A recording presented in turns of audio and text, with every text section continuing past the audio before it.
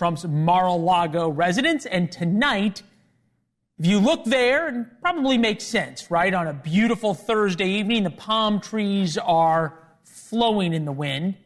This is the Trump honeymoon phase. And with that, we welcome you to the Ferris Network on television. And first tonight, at least right now, the haters have given up.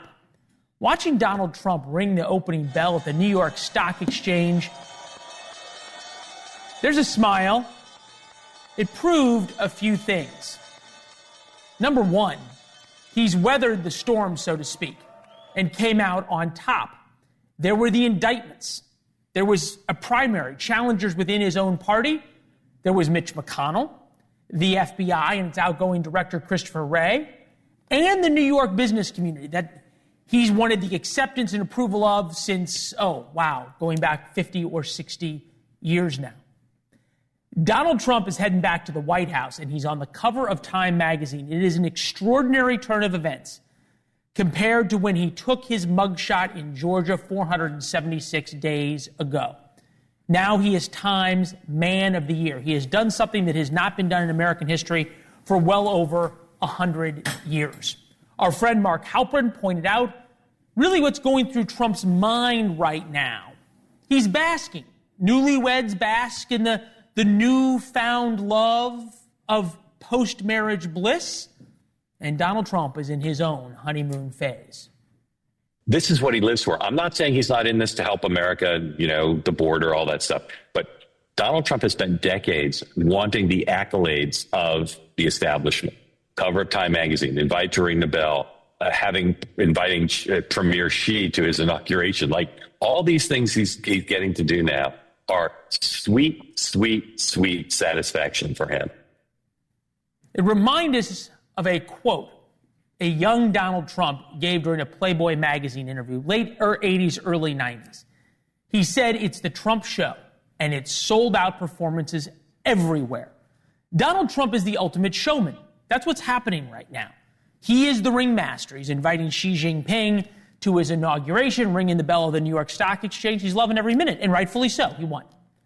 The legacy media has gotten the memo about who is in charge right now. So just look at this split screen. On your left, this is what the networks were covering during Joe Biden's big economic speech. Remember, Joe Biden is the president of the United States, and not a single network took it. On the right, this is what they were covering when Trump opened the New York Stock Exchange. Every single network took it live. And if you listen to the president-elect himself, he says the main difference this go-around is that the media world, his words, not ours, have learned their lesson. We did a good job. We had a great first term, despite a lot of turmoil caused unnecessarily. But the media's tamed down a little bit. They're liking us much better now, I think. If they don't, we'll have to just take them on again, and we don't want to do that. Like Trump, hate Trump, whatever you think. He makes a pretty good point. The normal opposition, the opposition of 2015 to 2020, even to 2022 or 2023, can't figure out how to fight him as he prepares to retake the White House. Calling him Hitler didn't work. One of his staunchest opponents in the Democratic Party now wants to work with him. Michigan's Gretchen Whitmer told CNN, "I know Donald Trump cares about Michigan, and I'm hoping that because of that, we will be able to find some common ground in some important ways." What a profile and courage that is. 2 months ago, she called Trump deranged. It's not just Whitmer. New York City's Eric Adams, the mayor there, is changing his tune on immigration. We're not going to be a safe haven for those who commit repeated violent crimes against innocent migrants, immigrants, and longstanding New Yorkers. That was my conversation today with the border czar. And there's the Facebook founder, Mark Zuckerberg, just donated $1 million to Trump's inaugural fund. And we've just learned Amazon is expected to match that donation. Trump says he's expecting a visit from Jeff Bezos to Mar-a-Lago in the coming week. Zuckerberg was already there. It's a clear sign. Bezos, as we said, is trying to perhaps buy Elon Musk insurance from Donald Trump. Trump did the unthinkable. He broke everyone's spirit to fight back against him. Trump certainly thinks he's done the unthinkable. In 30 days, 38 days, he'll have to put action behind words, deliver victories. That's a lot harder than ringing the bell at the New York Stock Exchange. We begin tonight with George Will, Pulitzer Prize-winning columnist for The Washington Post, NewsNation senior political contributor. Welcome back to the set, sir. Good to see you. At some point, is the left, and I think you see that with Gretchen Whitmer's comment, exhausted in their fight against Donald Trump? I don't think they're exhausted. I think they're realistic, which is that the American people want to start with a clean slate. They want to say, past is past, let's see what he can do going forward. Everyone comes to the presidency bright as a shiny new dime, and almost everyone leaves tarnished. And the question is, can he keep this up? As you say, ringing the bell at the stock exchange, being on television, which he seems to enjoy, that's one thing. But he's already had one of his most important nominees for his cabinet, the Attorney General, turned down just like that.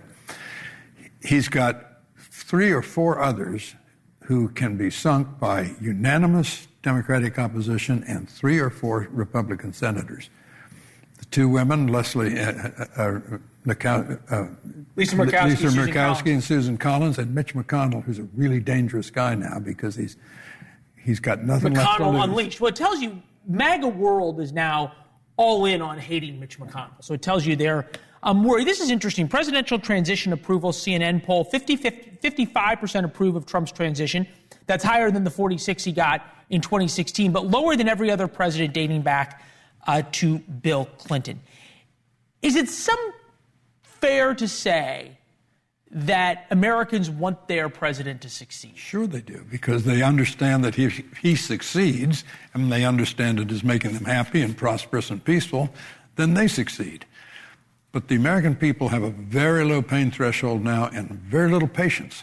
Yeah, the patience issue is a key one, right? 38 days he becomes the president. January 20th, no matter what Donald Trump does, grocery prices don't suddenly go down. He's lowering expectations on that. But perhaps more importantly, how people feel about the economy is going to be basically the same. Does he inherit sort of all of those immediate problems, the feeling of disorder, or does the honeymoon phase last just a little bit longer than the transition? A little bit longer, but on January 15th, there's a problem with the ports on the East Coast and Gulf Coast of the United States. They can bring the entire economy to a halt, and they have an extremely militant union leader. Yep. Now, five days of this will be the responsibility of Mr. Biden. Then all of a sudden, it's no more ceremonies, no more bell ringings. He has to govern. So we'll see. Something that I've noticed, and I put it out as part of War Notes, which is our daily newsletter, warnotes.com, to subscribe for free. Mr. Will does. Lots of other people do. You should at home as well. Nobody's moved to Canada. Nobody has started the Liz Cheney Defense Fund. Nobody, as far as I've seen since the election, has used the Trump is Hitler, his supporters are Nazis rhetoric. At some point, does Trump's election and how he's handling things now prove that all that was just that rhetoric and not sincerely held beliefs and fears? I think the sheer extravagance of the hyperbole about him is going to look awfully silly. Again, Hitler never nominated the equivalent of Attorney General, and then the Reichstag said, no, we won't take him. No one ever saw that headline in Nazi Germany. The checks and balances are real. Federalism is real. And all of these things are restraints on the president that simply don't wither away because we have a new president. They don't, although Donald Trump is doing things, and I think it's fair to say, that are unusual, right? All from ringing the bell at the New York Stock Exchange. I think the last person to do that was Ronald Reagan, a man you have great admiration for. As he was walking around the floor with NYSE traders, they told him, "You're our guy." Is what's good for Wall Street good for working class paycheck to paycheck voters? Probably.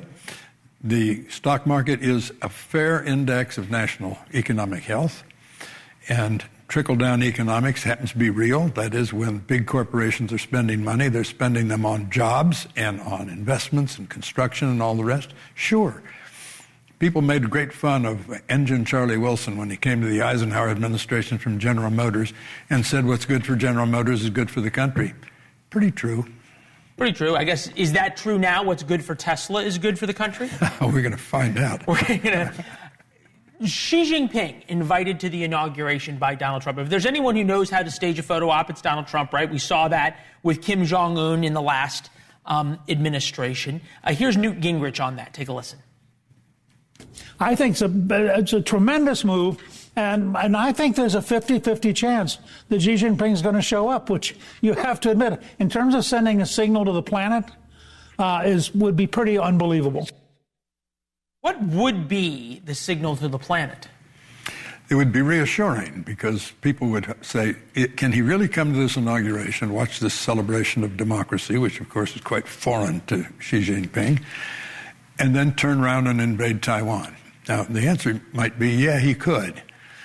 But the fact is, it would be a sign that Mr. Trump really wants to lower the tensions and lower the stakes in the Taiwan Straits, the most dangerous place in the world. What are we to believe for Donald Trump? Politico now reports Democrats are trying to make up with Elon Musk. Ro Khan is trading texts with Elon Musk. Josh Shapiro took a call from him. John Fetterman compared him to the superhero Tony Stark. I don't know who Tony Stark is. I don't know if you do, but I don't. Yeah, I don't either. But probably is a nice reference. Is there a newfound understanding by Democrats that, like Donald Trump, don't like Donald Trump, they're going to have to work with him? Sure, they have to work with him, because he has an iron control so far on most of the Republican Congressional Caucus. But these are terribly small margins there, and a very few defectors can be very problematic. Let me give you one example. What's the Republican margin in the House? 2, 3?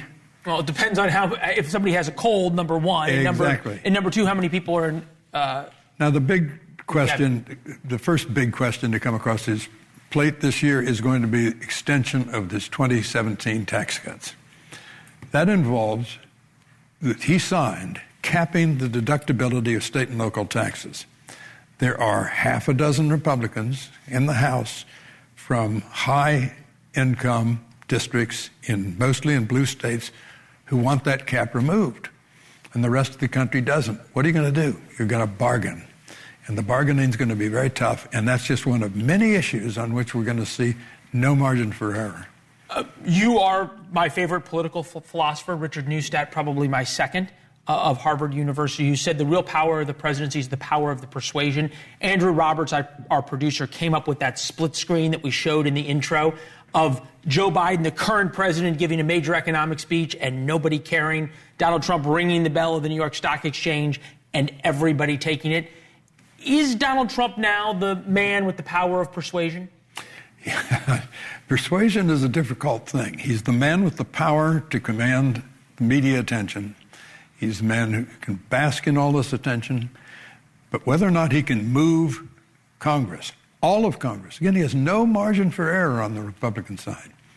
And he's got dissent in the Republican ranks. And he's going to get zero help from Democrats. They may say that, well, we're all in this together. Just wait till they start voting. Well, it's a great point. In order to do the things that Donald Trump has promised and the things the American people demand, he needs Congress. Mr. Will, good to see you, sir. Thank you. There are voices out there to help Democrats make a comeback in trying to put the thumb screws to Donald Trump. Think John Fetterman or Jon Stewart. Why nobody is listening to Team Normal in the Democratic Party.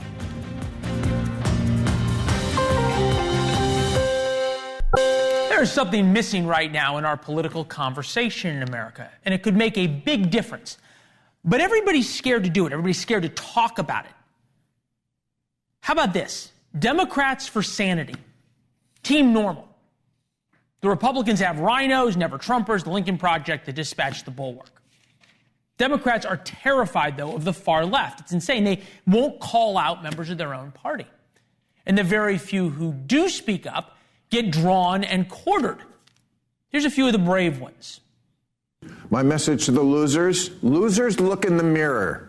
This is why I begged, pleaded, connived, did everything I could to have an open process for the 2024 presidential election. Our product actually does pretty well. Our packaging is terrible. Look, because we have become a party that focused so long on tolerance, we've become intolerant. Intolerant of dissent, dare I say sanity. That's not the Democratic Party. Democratic mayors and governors across the country are promising to stand in the way of deportations, including those of violent criminals. That is where the Democratic Party is right now. Journalist, senior advisor of the DGA Group, author of the Substack, So What? Chris Cillizza is here. Good to see you, my friend. Thank you. Now, look, this is not a disease, I guess you could call it that, exclusive to Democrats. Republicans have been through it before. Democrats have been through it before.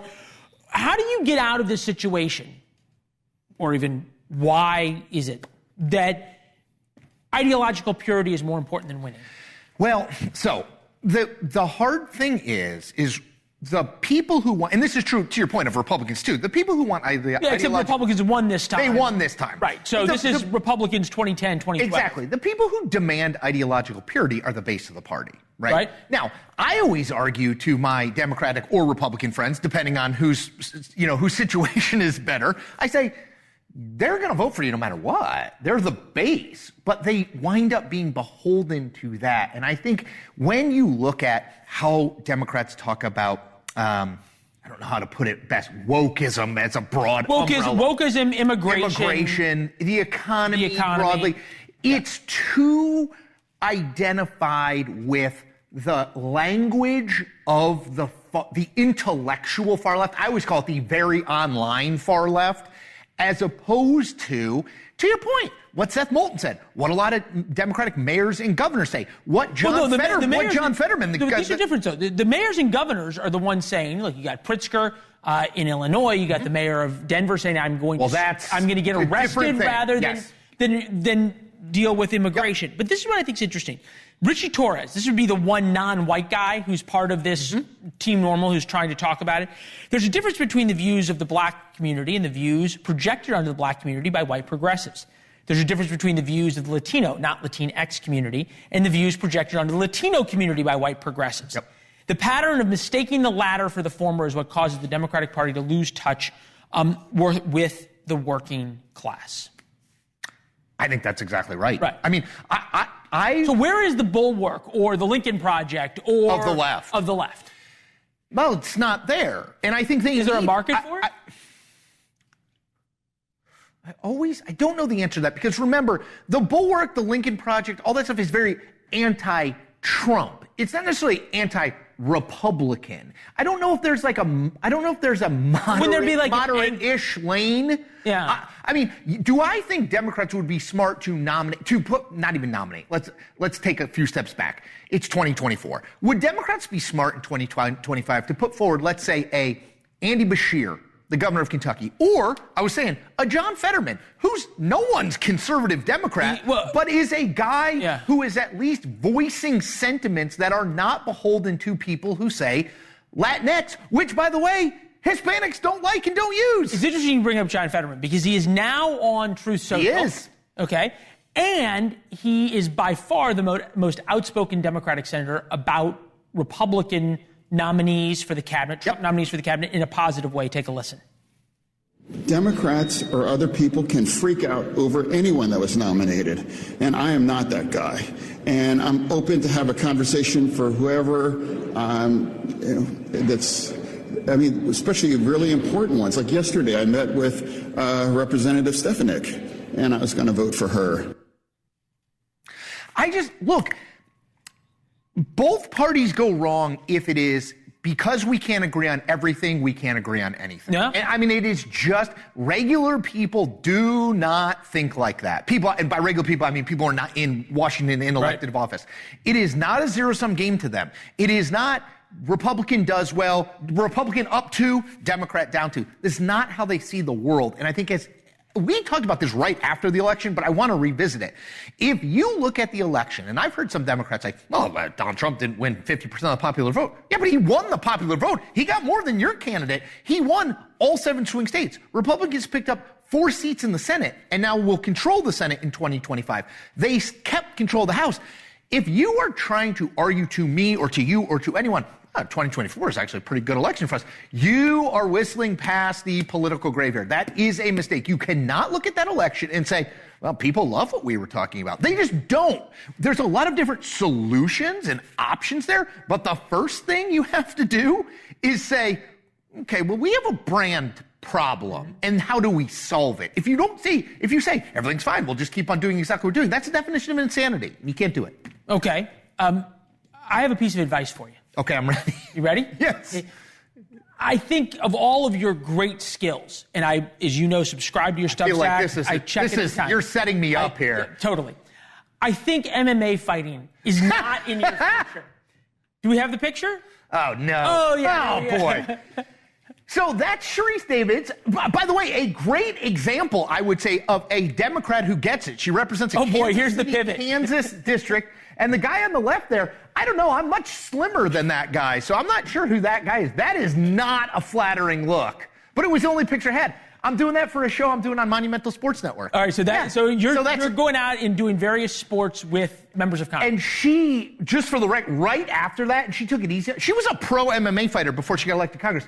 She's 5'1", I'm 6'2". She took me down in an embarrassingly easy amount of time. It doesn't surprise anybody. It really doesn't. She said to me, how much MMA have you done? And I was like, how much MMA do you think I've done? 0.0. Self-awareness is really a good place to start out. Good to see you, buddy. Thank you, my friend. All right. For all of Donald Trump's complaints about Joe Biden, there is one issue that Joe Biden has helped Donald Trump on immensely. What that issue is and how Trump can exploit it when we come back. Maybe through no fault of his own, President Joe Biden is handing Donald Trump a far more combustible Middle East than he inherited, but might also have a lot of potential. Iran's ring of fire is now a ring of votive candles. There is nothing left of Iran's ring of fire. That's because of Israel, not because of Joe Biden.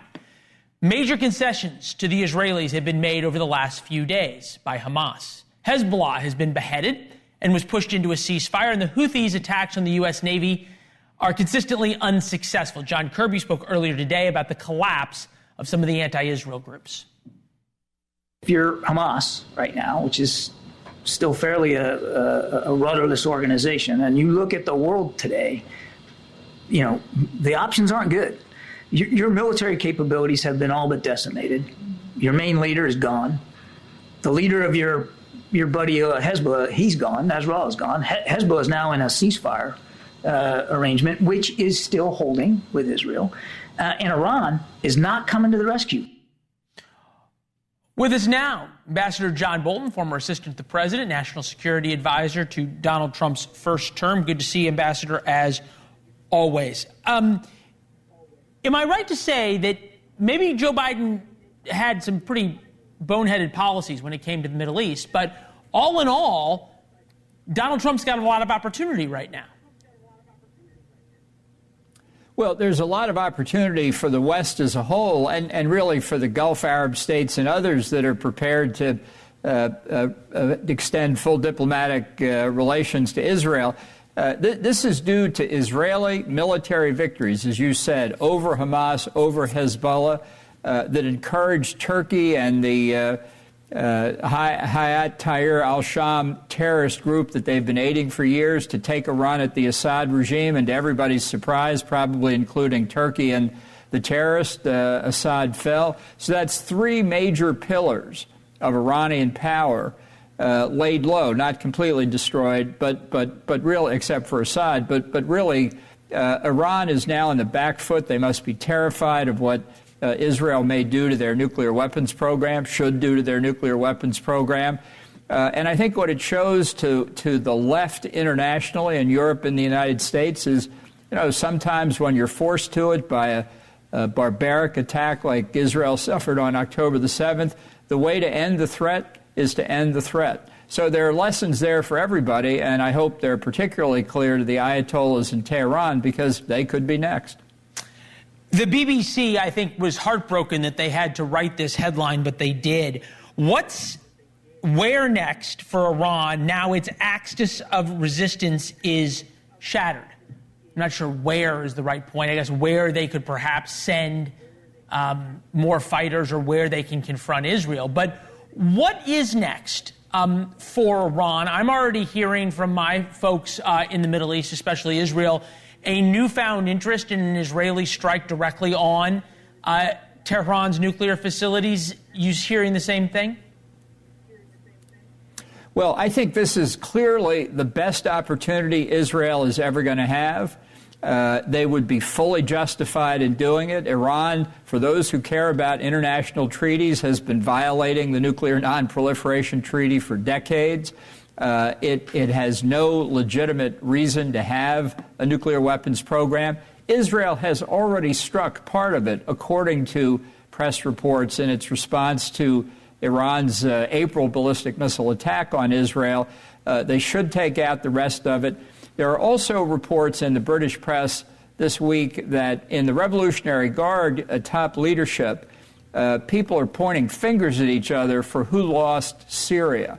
This is very significant because this is an indication of fragmentation at the top of the Iranian regime.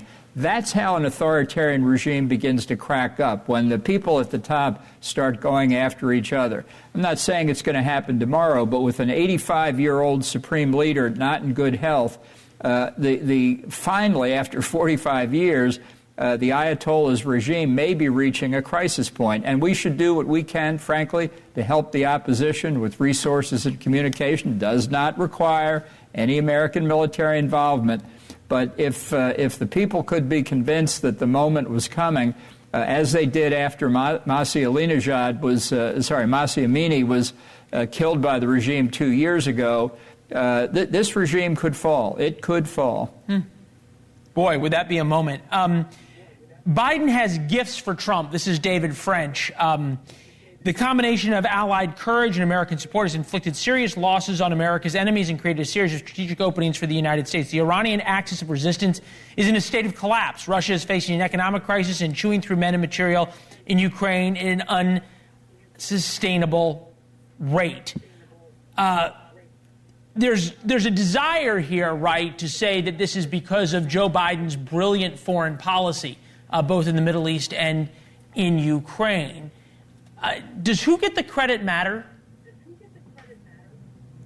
Well, I don't think, as Ronald Reagan said, you can do anything in Washington if you don't care who gets the credit, and I think that's a good aphorism to keep in mind.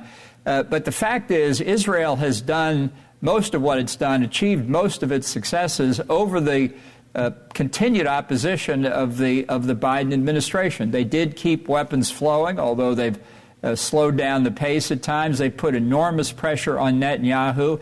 And the fact is, if they had let him unleash the full capacity of the Israeli military more consistently, more strategically, Hamas might really be finished, and Hezbollah might really be finished. And frankly, they might already have taken out the nuclear weapons program in Iran. This is a critical moment in history. I think Netanyahu understands it better than anybody. Whether he'll take action before January the 20th or after the 20th of January, I don't know. But we're in the zone where enormous things can happen in the Middle East, and this is the time to go for the win over Iran, which is the biggest single threat to peace and security in the region. It's not the only threat. This terrorist bunch now in charge of Damascus is an offshoot of ISIS. We do not want another terrorist state, especially one on the Mediterranean. We've still got to worry about Turkish aspirations. ISIS is still out there in western Iraq and eastern Syria. It's not over when the government of Iran falls or its nuclear program is eliminated, but those would be two great things for peace and security worldwide if they were to happen. Well, Mr. Ambassador, you and I have been talking about the Iranian regime, and you have been saying just how dangerous it is, going all the way back since I remember our time together in the Middle East, 2010 to 2014, and then after that on television together. I think you may finally be having your moment here, sir. Good to see you. Glad to be with you. Yes, sir. First wrote about this in War Notes. That is our daily newsletter. Free to subscribe at warnotes.com. You can follow us on social media as well at Leland Vittert. There was one particular response on social media that bears perhaps or requires or at least justifies a response from us. We'll have that for you tomorrow. J.D. Vance will be the first vice president in over a century sporting a beard. What his facial hair says about an America returning to traditional values.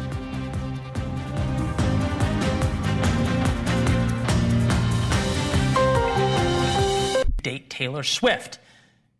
Not a sentence I thought I would be saying. Even just beards being back was not a sentence I thought I would be saying.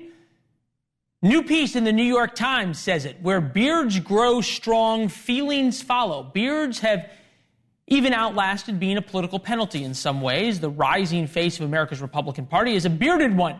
The incoming Vice President J.D. Vance, with his well-manicured sweep of a beard, was the first major party nominee to have facial hair in 75 years. Not just J.D. Vance, Ted Cruz of Texas, Donald Trump Jr., Eric Trump, and, of course, Travis Kelce of the Kansas City Chiefs, better known as Taylor Swift's boyfriend. With us now, host of the podcast Dad Bods and Beers and beard influencer Logan Peterson. Logan, it is good to have you, who we can see through your beard here on the program. There we go. Have you always been a beard guy, or did you sort of like follow the trend? So obviously, I mean, the genetics are there. Genetics play a lot into beards, right? But I didn't really start growing my beard out until after kind of a pretty intense bout with some mental health issues. I was diagnosed bipolar about 7 years ago. But for, I'd say, about 11 or 12 years prior from now, I started growing my beard out as kind of a shield of, made me feel more masculine, made me feel more tough in one of my more darker, weaker areas, so to speak. And so it became part of my personality, and I fell in love with the grooming aspect and just beard care. And then it kind of grows on you. Are you surprised that it has become so cool now? You've got Prince William there. You've got major politicians. Now all the celebrities have beards. No, I'm not surprised, because most of the time when you're walking around in public, if you have a decent sized beard that you can tell that, somebody takes care of it, you get more compliments from men other than anybody else. You always get the, hey, nice beard, man, or like, hey, wow, the beard looks sick. So I don't think it's that strange for other men maybe wanting to emulate that and kind of feeling like they have the permission to grow their beard out. And it's not as, like, it's interesting you bring up other men, because we did some research on this today from Psychology Today. You may not know this, but they have at Psychology Today an attraction doctor. Who I think he's biased because he has a beard. He doesn't have any other hair. You got full head of hair. He had no beard. He has just had a beard. But he said this. Bald and bearded is a look. Yeah, women find men with light stubble most attractive. Men with full beards as most masculine. There you go. A fuller beard is perceived as an indicative of good fathering ability and more investment in offspring. Some women do not care for men's facial hair at all. Is he on to something? I mean, I don't really think I need to add anything to that. I mean, he said, we found a little bit more attractive, if you had a little bit more masculine. What do you think's happening politically, though, right? Like, are we going back to the 1900s? We've talked on the show all the time about this traditional values sweep, pendulum sweep in America. Is this going back to traditional manliness? I don't think beards have ever really gone away. I think you see them come in and out in fads where more people will grow them that don't normally grow them. But there is a whole side of social media that exists that is just kind of the bearded weirdo culture. There's charity beard competitions that happen all around the world, and the beard care and grooming industry is exploding. So I think you're seeing it become more popular because of social media. You're seeing more beard grooming and more beard styling growing because of social media popularity. But I think the connotation that beards are unprofessional and they're unkempt and they're scraggly and they're scruffy are kind of going away, because you're seeing, very high-end CEOs and things like that are rocking big beards. Well, politics is always downstream of culture, right? So the beard culture I've always wondered what I would look like for a beard, and I'm wondering if the control room had some AI mock-ups of Leland with a beard. So I'm disappointed. I thought at some point in this segment they were going to just surprise me with that. We're going to do that tomorrow for war notes. Evidently, they did talk about it, but they didn't do it, which I'm a little disappointed, guys. But we're gonna bring the viewers. They got all the filters. We're gonna bring the viewers what they want tomorrow. What do you think? Just you can imagine this. Am I the kind of guy who'd look good with a beard? I mean, you've definitely got the hair on top, and I can see the kind of the 5 o'clock shadow maybe coming through. But the best way to grow your beard is just throw your razor away. That's joking aside, it's becoming more, I guess, socially acceptable. Everyone used to say, people don't trust beards. A well-groomed and maintained and kept beard, I think it can broadcast a lot of positivity. Ratings bonanzas coming our way. Look, trustworthy right there. It's impossible not to believe that. Authentic to the core. Hey, this was great, Logan. Thank you. Thanks, Leland. Appreciate it. All right. So, should we believe the White House or our lying eyes? The government now says they don't know what the flashing green lights above New Jersey are, but don't worry. What they really could be and why they don't want us talking about it. And I think it's a slap in the face to the American people. Welcome back. Today, the White House told Americans to believe them rather than their lying eyes, or this video shows dozens of drone encounters over the skies of New Jersey and New York. Sometimes they hover, then shoot off. Others appear to check out military bases or major infrastructure sites. Sometimes they're flying alone, other times in formation. Today, the White House said, well, there's nothing to see. We have no evidence at this time that the reported drone sightings pose a national security or a public safety threat, or have a foreign nexus. We have not been able to, and neither have state or local law enforcement authorities, corroborate any of the reported visual sightings. To the contrary, upon review of available imagery, it appears that many of the reported sightings are actually manned aircraft that are being operated lawfully. New Jersey State Police says they've tried to pick up the signals from the drones, if those are drones, and can't find the frequency. The local congressman from New Jersey says he's been kept in the dark.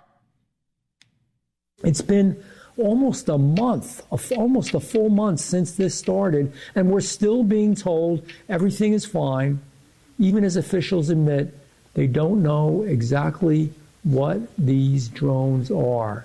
We must take these drones out of the sky so we can finally get some answers in who is flying them and why they're flying them. We don't wait. We don't sit back. We are America, and it's time to act. To be fair, yesterday he was the guy saying that the drones were coming from an Iranian mothership parked off the coast of New Jersey. That seems a little far-fetched. Joining us now to discuss, former intelligence officer Michael Pritchett. Michael, it's good to see you. I want to take John Kirby at least at face value. Is there any evidence that these aren't, for lack of a better sightings, just more UFOs, that these really are something not nefarious, but they are really drones that are unmanned, that are flying around for hours, and what people are sort of so scared about?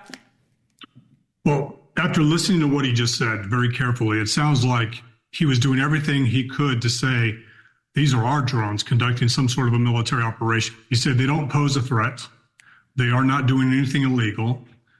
State and local officials can't verify what they're doing. Well, that would mean it would possibly be our drones. But if that was the case, you have congressmen from both sides of the House and senators from both parties asking for answers with security clearances. The administration could simply say, these are test flights ahead of an inauguration, ahead of the Super Bowl, ahead of New Year's Eve. But they're not saying that. So now we have to ask what's going on. We have the capabilities to be able to see where these drones are landing, see where they're recharging. We absolutely we do. If you and I tell me about that. So if you and I were to fly a drone over a military facility, there'd be police officers at our homes, right?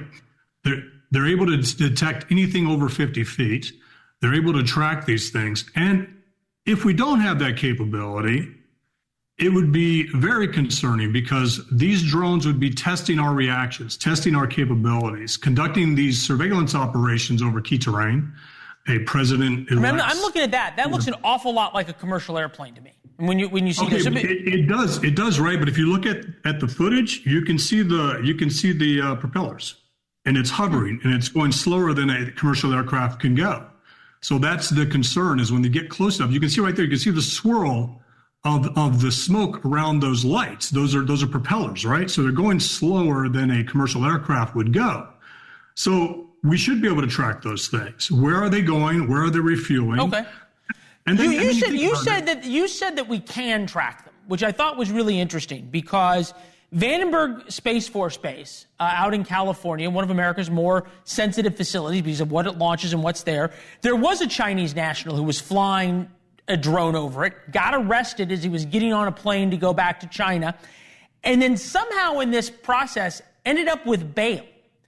And what I'm thinking to myself is that perhaps we're not really taking this threat of overseas bad actors that seriously.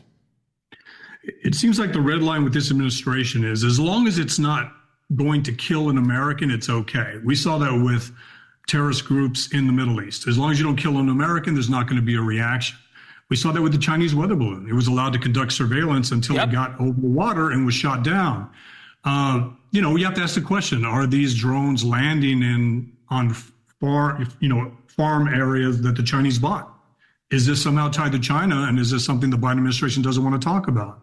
We know that China has purchased land close to U.S. military installations and other key terrain, and I'd like to think that these are our drones, and they're simply doing something to protect Americans, and this administration doesn't want to tip off whoever they're tracking, but they should be able to tell senators and congressmen with secret clearances what's going on, and they're not doing that. Yeah, and then this congressman come out and say, hey, look, we're not going to talk about this, but it's all okay. Michael, thank you very much. Appreciate it. Latest on this story coming up, our special report, Drones Over New Jersey, hosted by Ross Coldhart, airs this Saturday at 9 p.m. Eastern. What is amazing in the age that we live in, we may not be able to track the drones, but you ask and the internet delivers. There it is.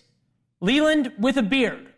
We will have the beard rated tomorrow in War Notes, along with some thoughts from Logan. Here's Chris.